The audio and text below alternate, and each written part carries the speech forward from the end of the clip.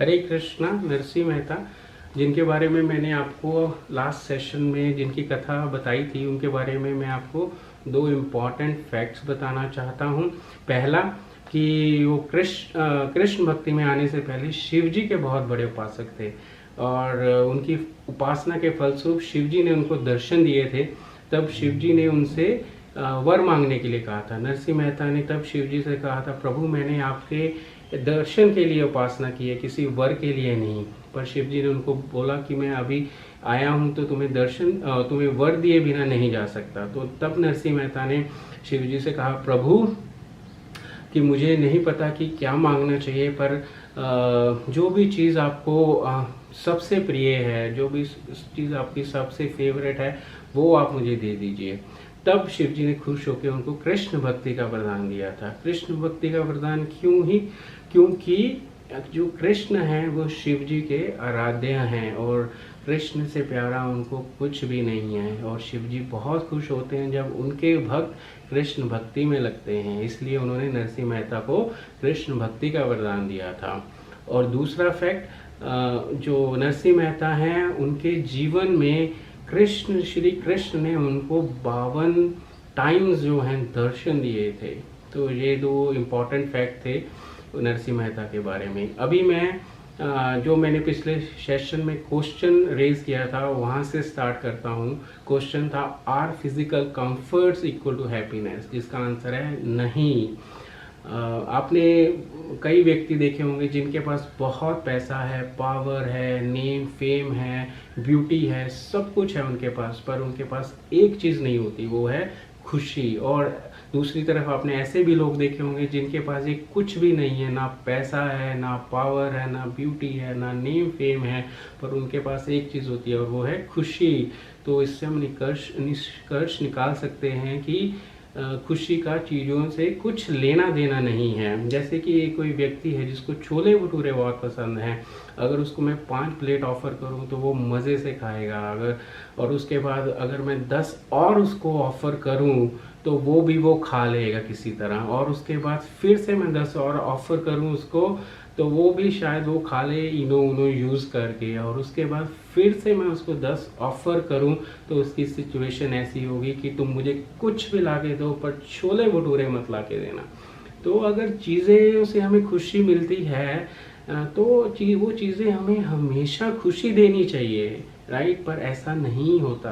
तो इसलिए physical comforts are not equal to happiness. अगर किसी के पास बेंटली है, ड्राइव कर रहा है, वो उसकी राइड कितनी स्मूथ है, कितना कंफर्ट है, कंफर्टेबल सीट्स हैं, डिजिटल डॉल्बी सिस्टम है और एडवांस फीचर्स हैं, राइट? अगर उस टाइम उसको कॉल आता है कि आपके बेटे का एक्सीडेंट हो गया है और आप जल्दी से हॉस्पिटल आ जाइए, तो अभी देखिए वो चीज़ें, वो बेंटली क्या उसको खुशी देगी? नहीं। तो हाँ, कुछ कंफर्ट ज़रूर देगी पर खुशी नहीं। तो physical comforts are not equal to happiness. एक बार क्या होता है, एक शिकारी जंगल में शिकार करने के लिए जाता है शेर का, और उसके हाथ में बंदूक होती है। अब वो शेर को ढूंढ रहा होता है जंगल में, तो शेर पीछे से आ जाता है उसके और दहाड़ता है। तो उसकी दहाड़ सुन के उसकी बंदूक गिर जाती है नीचे। अब वो अपनी जान बचाने के लिए भागता है और शेर भी उसके पीछे पीछे। जान बचाने के लिए वो एक पेड़ की टहनी से लटक जाता है। अब शेर भी इंटेलिजेंट होता है, उसको पता है ये नीचे तो आएगा ही, जब नीचे आएगा मैं इसको खा लूँगा। तो वेट करता है नीचे, पेड़ के नीचे। अब ये लटका रहता है टहनी से, तो कुछ टाइम बाद देखता है कि 2 चूहे आते हैं, एक सफ़ेद कलर का और एक काले रंग का, और वो आके उसी टहनी को काटना कुतरना शुरू कर देते हैं जिससे वो लटक रहा होता है। और अब ये सोचता है कि ये तो टहनी टूट जाएगी और मैं शेर का शिकार हो जाऊंगा। तो ये सोच ही रहा होता है कि उसके मुंह में आके एक बूंद पड़ती है हनी की, और उसको बहुत अच्छा लगता है। अब वो देखता है कि ये बूंद कहाँ से आ रही है, तो ऊपर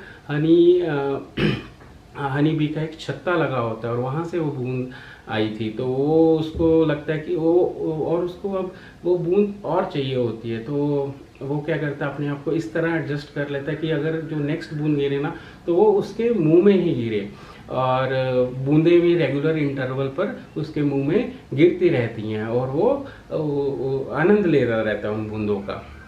और वो भूल जाता है बूंदों के चक्कर में कि जो चूहे हैं उसकी टहनी को काट रहे हैं और नीचे शेर बैठा है।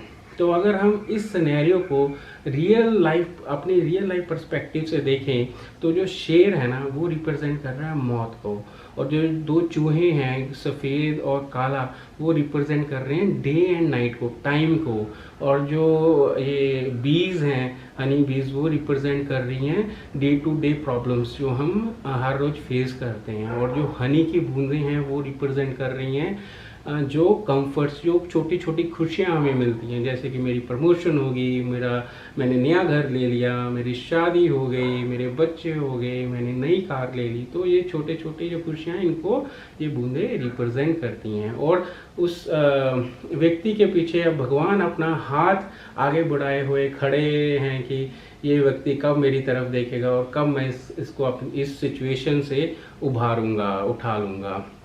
तो अगर जो व्यक्ति जो है इंटेलिजेंट व्यक्ति है तो वो सोचेगा कि आई एम इन ट्रबल, मतलब मैं प्रॉब्लम में हूँ, मुझे इस सिचुएशन से निकलना है, मैं कैसे निकलूँ। तो अगर उस टाइम वो भगवान का हाथ पकड़ लेता है तो भगवान उसको उस सिचुएशन से उठा लेते हैं, अपनी गोद में ले लेते हैं। और दूसरी तरफ जो बंदा लेस इंटेलिजेंट है वो तब भी हनी की ड्रॉप्स के चक्कर में ही रहेगा और वो भूल जाएगा कि चूहा है, शेर है, और एक दिन ऐसा आएगा कि उसकी टानी टूट जाएगी और वो शेर का शिकार हो जाएगा, उसकी मृत्यु हो जाएगी। और नेक्स्ट जन्म जब फिर वो मनुष्य का लेगा 84 लाख योनियों के बाद, अगर तब भी वो इन बूंदों के चक्कर में रह गया तब भी उसका सेम हश्र होगा। और ऐसे ही वो जो है ये मृत्यु और जन्म के साइकिल में घूमता रहेगा। और दूसरी ओर जो व्यक्ति जिसने भगवान का हाथ पकड़ लिया है वो इस जन्म और मृत्यु के साइकिल से मुक्त हो जाएंगे। तो भगवान तो हमारे लिए हाथ फैलाए हुए खड़े हैं, वो तो इंतज़ार कर रहे हैं कि कब ये व्यक्ति हम लोग उनकी तरफ देखें, उनको पुकारें और वो दौड़ते हुए आएँ और हमें अपने गले से लगा लें और अपनी गोद में बिठा लें और अपने धाम लेके चलें वापस। तो आप ये जान लीजिए भगवान जो है ना, कृष्ण जो है बहुत दयालु हैं। चाहे हम जितने मर्जी पापी हैं, जितने मर्जी अपराधी हैं, अगर हमने उनको एक बार भी प्यार से बुलाया ना तो वो दौड़े चले आएंगे और हमें गले से लगा लेंगे।